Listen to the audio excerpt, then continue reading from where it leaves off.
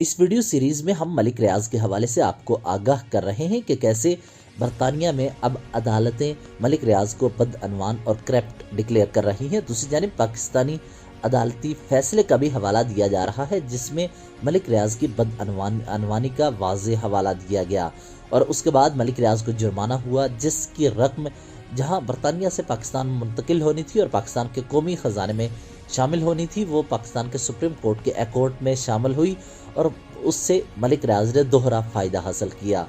अब मज़ीद तफसीलात के लिए आपको ये बता दें कि मलिक रियाज ने बरतानवी अदालत को अपने दफ़ा में वो तमाम तफसीलात बताई हैं जो कौम के सामने रखना ज़रूरी है। मलिक रियाज के वकला ने बरतानवी जजेस को अपने दफ़ा में बताया कि फैसले में मुतअद्दिद जगहों पर जाली बैंक अकाउंट्स मुकदमे में बनने वाली GIT रिपोर्ट का हवाला दिया गया है, जो महज एक इस्तगासा की दस्तावेजात से ज़्यादा कुछ नहीं है। याद रहे, सिर्फ ये मलिक रियाज की बात नहीं, मलिक रियाज आज GIT रिपोर्ट का हवाला दे रहे हैं कि महज एक इस्तगासा की दस्तावेजात से ज़्यादा कुछ नहीं, जबकि पाकिस्तान के उस वक्त के वज़ीर आज़म नवाज शरीफ से मुतल्लिक GIT रिपोर्ट्स को पाकिस्तानी मीडिया मुस्तनद करार देते हुए कह रहा था कि चूंकि GIT रिपोर्ट्स आ चुकी हैं तो लिहाजा नवाज शरीफ को इस हवाले से बदअनवान और करप्ट करार दिया जाए। लेकिन दूसरी जानिब ये भी बात सामने आ रही है कि इस मुकदमे में मलिक रियाज के वकला ने बरतानवी जजेस को अपने दफ़ा में बताया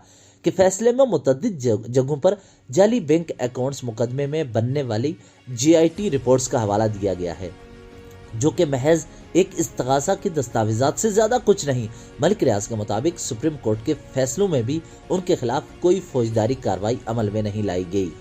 BBC की रिपोर्ट के मुताबिक मलिक रियाज ने बरतानवी अदालतों के सामने नैब के रेफरेंस को भी एक अबूरी नौइयत की तहकीकात कहा है। यानी पाकिस्तान में नैब के रेफरेंस को उन्होंने एक अबूरी नौइयत की तहकीकात कहा है, जबकि पाकिस्तान में पाकिस्तान के वज़ीर आज़म नैब के केसेस और नैब के रेफरेंस का सामना करते रहे हैं। इन्हीं रेफरेंसेस की बदौलत पाकिस्तान की अवाम के मुंतखब नुमाइंदे यानी नवाज शरीफ हों या फिर कोई भी पाकिस्तान का हुक्मरान हो, उसके रेफरेंसेस को लेकर मीडिया उनका ट्रायल करता रहा, उन पर इल्ज़ामात लगाए जाते रहे, उन्हें बदअनवान कहा जाता रहा। लेकिन मलिक रियाज बरतानवी अदालतों में कह रहे हैं, जिसमें उनका ये कहना है कि नैब रेफरेंस को भी एक अबूरी नौइयत की तहकीकात हैं और बरतानवी जजेस के मुताबिक ये बात दुरुस्त है कि सुप्रीम कोर्ट के फैसलों के बाद मलिक रियाज को फौजदारी नौइयत के मुकदमात का सामना नहीं है, मगर इन फैसलों में उनके किरदार और उनकी कंपनी की बदअनवानी और गैर कानूनी सरगर्मियों में मुलव्विस होने के बारे में